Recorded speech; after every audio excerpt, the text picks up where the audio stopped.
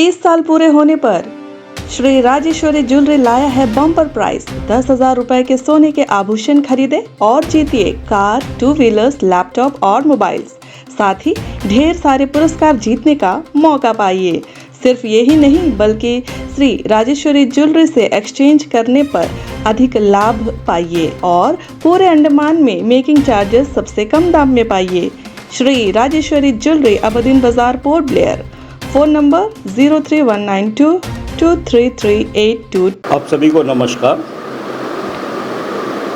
आज हम यहाँ में आप लोगों को इसलिए बुलाई है क्योंकि काफ़ी लंबे समय से जो हमारा यहाँ का एक ही गवर्नमेंट हॉस्पिटल है जीबी पंत, इसमें हमने देखा है कि डेली कुछ ना कुछ हादसा होता है और उसको लेकर इशू बनती जाती है। आपको याद होगा हमने ये इशू को उठाया था लास्ट ईयर, जब चिड़िया टापू के करीब बर्मनाला के पास में वहाँ में एक बेटी का एक्सीडेंट हो गया था कार के द्वारा, और उसके बाद 3 दिन के बाद उसका डेथ हो गया था, जो कि वो केस अंशुमन रॉय जी ने लिया था। हमने बड़े प्रयास किया एयरलिफ्ट करने का भी पर वो संभव नहीं हो पाया, और इसके चलते डॉक्टर्स का भी थोड़ा उसमें अनदेखी हुई। क्या चीज़ को लेके हुई ये मुझे समझ में नहीं आई, क्योंकि अक्सर ये देखा गया है कि हमारा MICU में इंटर्नशिप करने वाले लोग ज़्यादा रहते हैं बच्चे, और जब कोई ऐसा स्थिति आती है तो वो क्या है अपना SR या कंसर्न डॉक्टर को कांटेक्ट करते हैं और उसके बाद उनसे पूछने के बाद मेडिसिन जो भी है वो देते हैं, उनको ट्रीट करते हैं। तो इसके ही मसले में हमने स्ट्राइक की थी सेलुलर जेल के सामने, और उस वक्त जो हमारे एट प्रेजेंट DC साहब हैं अर्जुन साहब, वो हेल्थ सेक्रेटरी थे, और उन्होंने हमने उनसे जाके मिले और उन्होंने हमारी सारी पॉइंट्स से सुनी, और उसके बाद 2-3 पॉइंट्स वो क्लियर भी किए। अनफॉर्चुनेटली उनका ट्रांसफ़र हो गया उस डिपार्टमेंट से, तो मैटर वहीं के वहाँ रुक गई। अभी हाल में ही देखा हमने एक फिशरमैन कम्युनिटी से जो विमला जी बिलोंग करती थी, उनके साथ एक हादसा हुआ, और इसके उपलक्ष्य में प्रोटेस्ट किया जा रहा है। उनका थीम बहुत अच्छी है। उनका कहना ये है कि जो विमला जी के साथ हो गई सो हो गई, आने वाले समय में हमारे किसी भी आइलैंडर्स के साथ ऐसा नहीं होना चाहिए। इसके उपरांत जो हमने ये जो काफ़ी लंबे समय से जीबी पंत में हर पेशेंट के पास जाते थे, देखते थे और जानकारी प्राप्त की, उसके अनुसार डॉक्टर प्रज्ञा मैडम जो है वहाँ NMS की डायरेक्टर है, और DHS भी अभी भी टाई अप है। जैसा कि हमने लास्ट ईयर सुना था कि जून माह में जीबी पंत सेपरेट हो जाएगी और वो 11 चरमा चले जाएगी, पर ऐसा देखने को अभी फ़िलहाल मिल नहीं रहा है, और दोनों की टाई अप में जीबी पंत चल रही है। इसके चलते फंड की भी प्रॉब्लम आ रही है, और बहुत कुछ अंदर स्टाफ की भी आपस में मेल मिलाप नहीं है, जिसके चलते परेशानी उठानी पड़ रही है पेशेंट्स को। इसके आगे जब हमने पता की, जिस कारण मैंने आप लोगों को बुलाया है वो ये है कि मैं आपको एक्सरे रूम नर्सिंग होम की तरफ से लेके आता हूँ, OPD की तरफ। आप जाइए जीबी पंत हॉस्पिटल, और जितने लोग गए भी होंगे, हमारा नर्सिंग होम की हालत बहुत ही खस्ता है। मेंटेनेंस बिल्कुल नहीं है, आपका AC नहीं चल रहा है, किसी में फ़ैन नहीं चल रहा है, चारों तरफ दाग लगी हुई है अंदर, बेड की कंडीशन ठीक नहीं है, पर मजबूरी में पेशेंट लोग रह रहे हैं। आप उससे आगे ऊपर आइए, आपको मिलेगी CT scan room. CT scan काफ़ी लंबे समय से ख़राब पड़ी हुई है, ये बड़ा अजीब सा बात है। इसको ठीक करने वाला या इसका जगह कोई दूसरा स्टॉल कर दे, वो भी नहीं हुई, जिसके चलते पेशेंट परेशानी उठा रही है। फिर अब उससे आगे आइए, सीढ़ी चढ़िए, MS1 में जाइए, surgical unit, MS1, FS1, ortho, आगे जाने से आपको OT मिलेगा। आप सुन के दंग रह जाओगे। मैं ये संडे ही विजिट किया हूँ, OT के अंदर RO काम नहीं कर रही है, जो फ्रेश वाटर आती है सर्जरिकल के लिए। आपका वेंटिलेटर काम नहीं कर रही है, ऑक्सीजन की कमी है। आप जो सर्जन वहाँ पे, जैसा हमारे 3-4 सर्जन हैं आइलैंड के, डॉक्टर साजिद वगीर जी, मुस्तफ़ा जी, डॉक्टर मुस्तफ़ा जी, डॉक्टर शमीम जी, औरतों के डॉक्टर भी है, इवन डेंटल्स के भी है, हर डिपार्टमेंट से सर्जरी होती है। जो इंस्ट्रूमेंट दिया जाता है, जो इंस्ट्रूमेंट से वो सर्जरी करते हैं, उनके एक टाइम बाउंड पीरियड रहती है, उसके बाद वो चेंज होती है। पर लिख के देने के बावजूद भी आपका जो इंस्ट्रूमेंट है उनको सही समय में प्राप्त नहीं होती है। सेकेंडली, जो इंस्ट्रूमेंट वो सैनिटाइज करते हैं before surgery, that is of low quality, उतना अफेक्टेबल नहीं है। मैं ये जो बोल रहा हूँ आपके चैनल के माध्यम से, मैं चाहता हूँ कि ये हमारे NIMS के डायरेक्टर प्रज्ञा मैडम जी, DHS के डायरेक्टर, प्लस हमारे चीफ सेक्रेटरी साहब, लेफ्टिनेंट गवर्नर साहब, हमारे हेल्थ सेक्रेटरी साहब और हमारे मेंबर ऑफ पार्लियामेंट ये सुने मेरी बात को, और आप पता लगाइए ये कहाँ तक सही है या नहीं। और यदि ये सही है तो अब जल्द से जल्द इसे ठीक किया जाए। आप सर्जिकल वार्ड में क्या है, सर्जिकल वार्ड में आप देखे होंगे FS1 है, MS1 है, ऑर्थो है। पेशेंट कई जाते हैं सर्जिकल के लिए। जब मैं वहाँ के स्टाफ से पता किया तो बोले सर अगर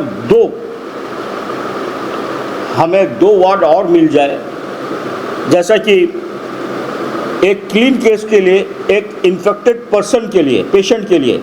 क्लीन केस कहने का मतलब ये होता है कोई पेशेंट आया, उनको कोई किस्म की तकलीफ़ नहीं है, बीमारी नहीं है, तो उनका तुरंत सर्जरी कर दे और उसको डिस्चार्ज कर दे, मतलब रख के डिस्चार्ज कर दे। और आपका इन्फेक्टेड केस मतलब होता है कि पेशेंट आया सर्जरी के लिए, किसी को शुगर रहती है, किसी का BP हाई रहती है, कोई कॉम्प्लिकेटेड केस रहता है, उसके लिए एक अलग से डिपार्टमेंट चाहिए। सर्जरी में 2 डिपार्टमेंट और चाहिए, इन्फेक्टेड केस, क्लीन केस। अभी क्या है, एक ही वार्ड में सबको डाल देते हैं, तो ऐसा नहीं चलता है बोला। thirdly, जो OT में नंबर ऑफ स्टाफ्स जो डॉक्टर सर्जन के साथ रहते हैं वो बहुत ही कम है। इवन टेक्नीशियन उपलब्ध नहीं है। आप एक गौर करिए, टेक्नीशियन उपलब्ध नहीं है। सर्जरी चल रहा है, OT चल रहा है, देखिए तो कमियां मैं आपको यहाँ दिखा दिया। आप उसके उपरांत आप और नीचे आइए, एक्सरे में जाइए।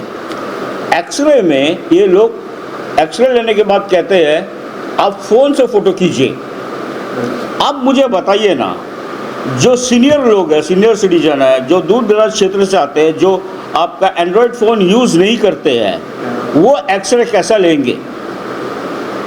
उनको कैसा मिलेगा? जब उनको एक्सरे नहीं मिलेगा तो आगे का अपना इलाज कैसा कराएंगे? तो ये एक बहुत ही बड़ा समस्या है। उससे आप आगे आइए, आप एंट्रेंस के तरफ OPD का बहुत ही दुख लगा कल मुझे, जब एक गाड़ी से एक बाबा, बुजुर्ग बाबा अपना गाड़ी से उतरे और स्टिक लेके उसका वाइफ उसको सपोर्ट करके लेके जा रही है अंदर। तो मैंने बाबा जी को रोका, बाबा जी यहाँ में व्हील चेयर, आप इसमें बैठ जाइए ना। तो उतने में शायद उनका बेटा था या जो भी था, वो आके बोला भैया ये व्हील चेयर टूटा हुआ है भैया। हम बोला थोड़ा अंदर जाके पूछो। तो बोला हम कैजुअलिटी में गया था भैया, उस लोग दे नहीं रहे हैं।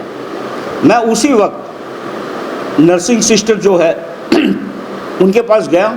मैंने उनको कहा सिस्टर जी, ना यहाँ में स्ट्रेचर है ना व्हील चेयर है, पेशेंट आए तो कैसा? बोली रुको कैजुअलिटी में जाके पूछती हूँ मैं। तो उसी समय बोला मैडम मैं गया था, मुझे देने को इनकार कर दिए। फिर वो सिस्टर उनके साथ वहाँ कैजुअलिटी में गई और उनको लेके दी। तो अब देखिए डॉक्टर प्रज्ञा मैडम जी और उससे पहले भी कई डायरेक्टर थे यहाँ पे, एनएम्स चल रहा है।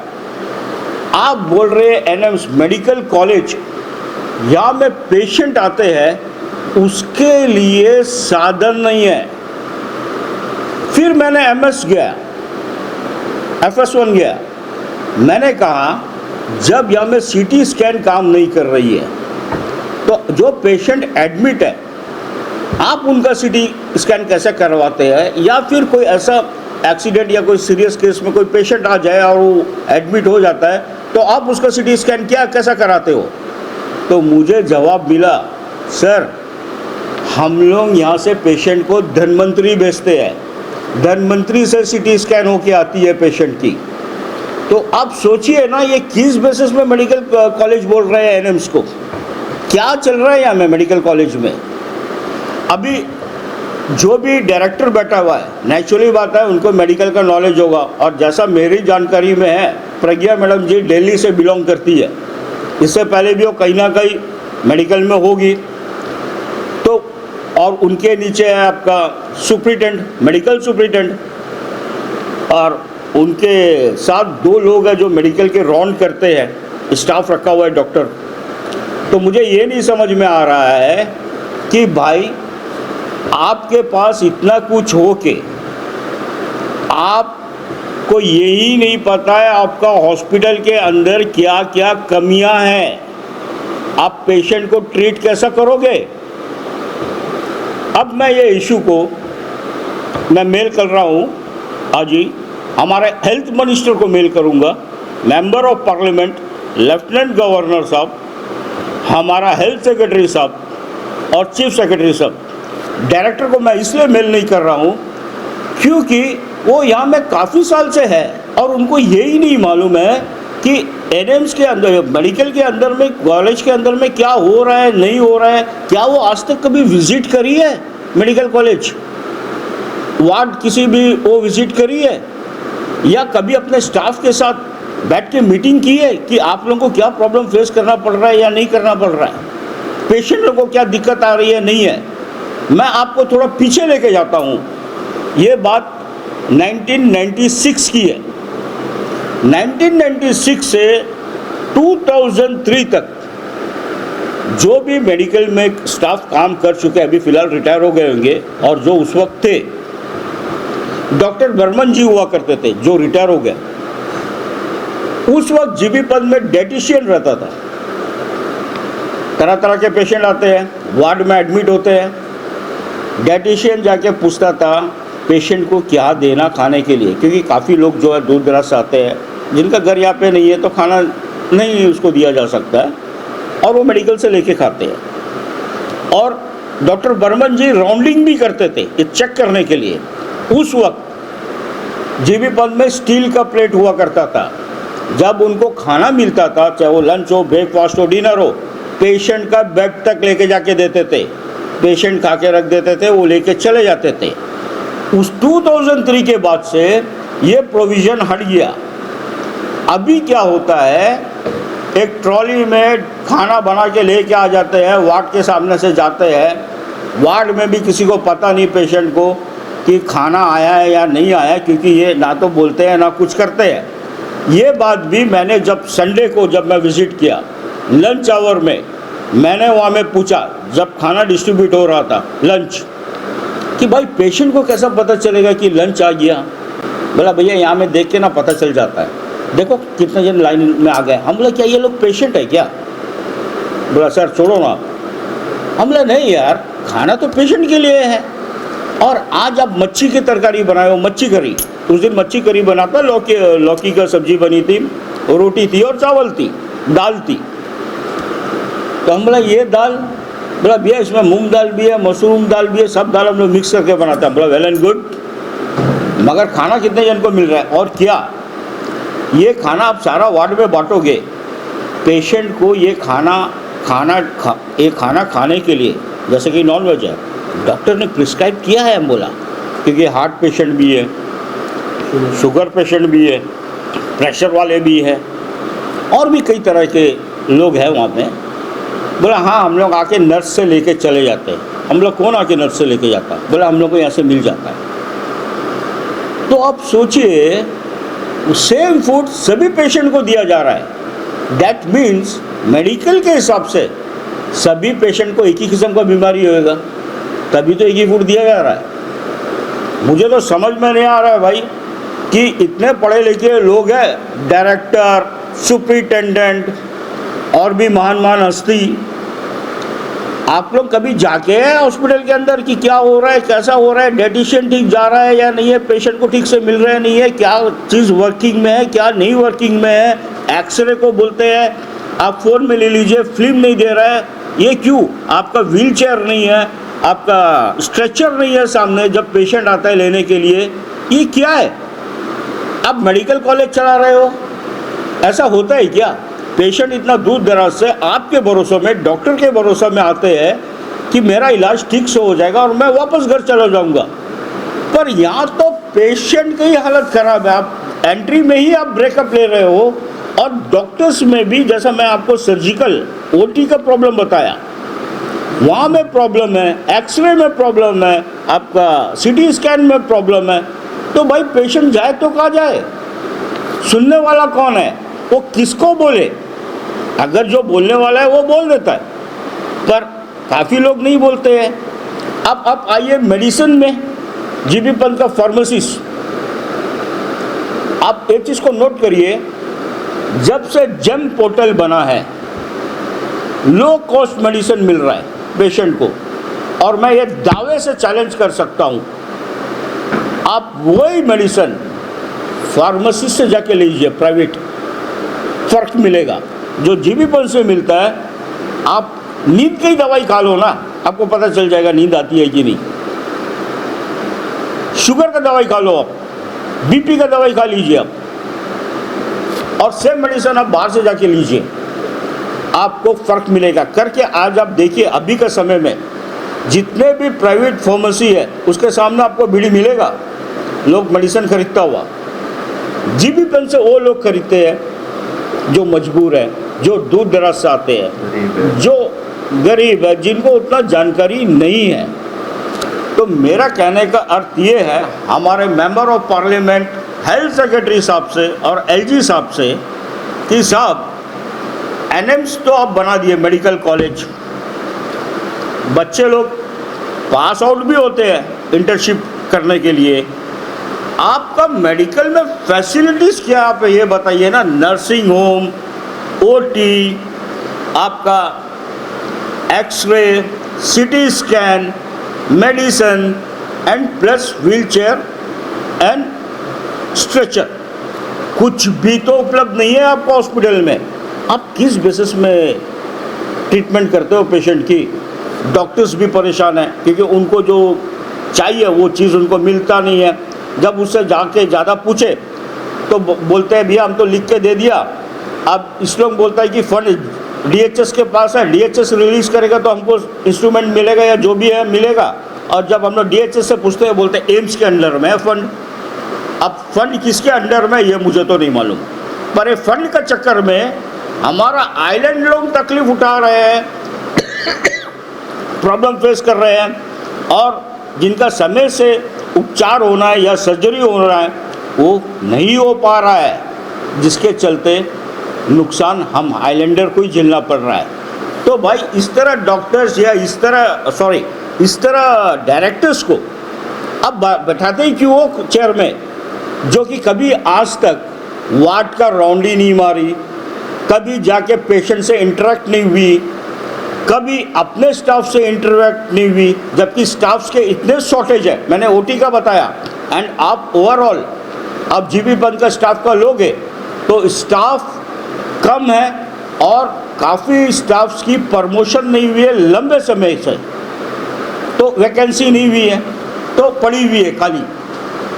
तो ये हालत है हमारा एनएम्स की और डीएचएस की, जो अभी मर्ज होके फ़िलहाल चल रही है।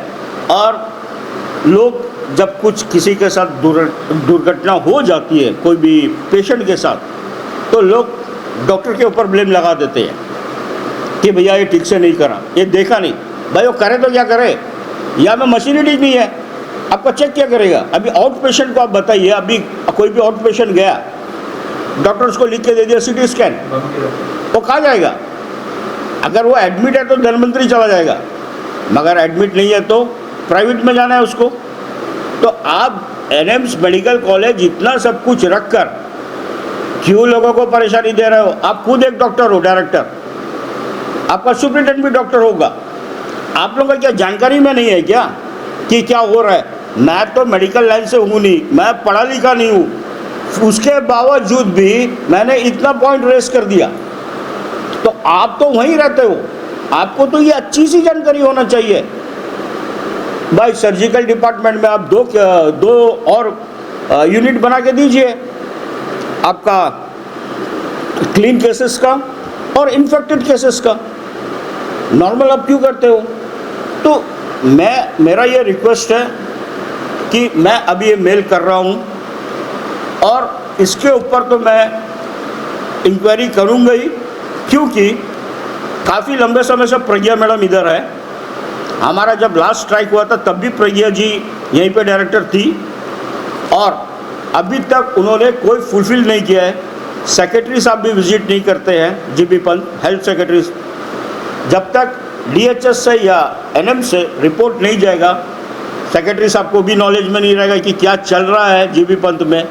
तो मेरा आप लोगों का न्यूज़ चैनल के माध्यम से मैं ये बताना चाहता हूँ हमारे आइलैंडर्स प्लस हमारा एडमिनिस्ट्रेटर को कि जीबी पंत एनएम्स मेडिकल कॉलेज का हालत बहुत ही खस्ता है।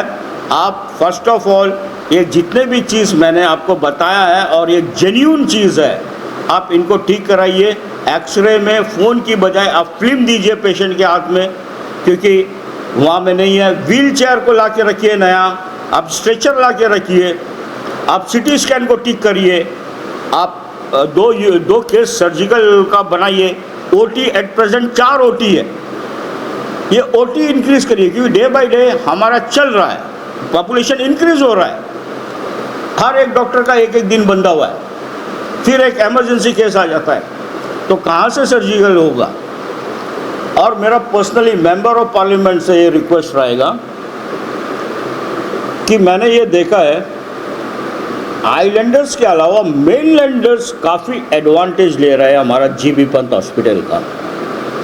तो क्यों ना एक ऐसा कानून बना दिया जाए जिसके पास सिर्फ आइलैंडर कार्ड हो, जैसा कि आधार कार्ड लेते हैं हम लोग ओपीडी स्लिप बनाने के लिए, उसी तरह आइलैंडर कार्ड हो और वो आइलैंडर कार्ड लेके जाए, तभी जो है उनका ट्रीटमेंट यहाँ में किया जाए।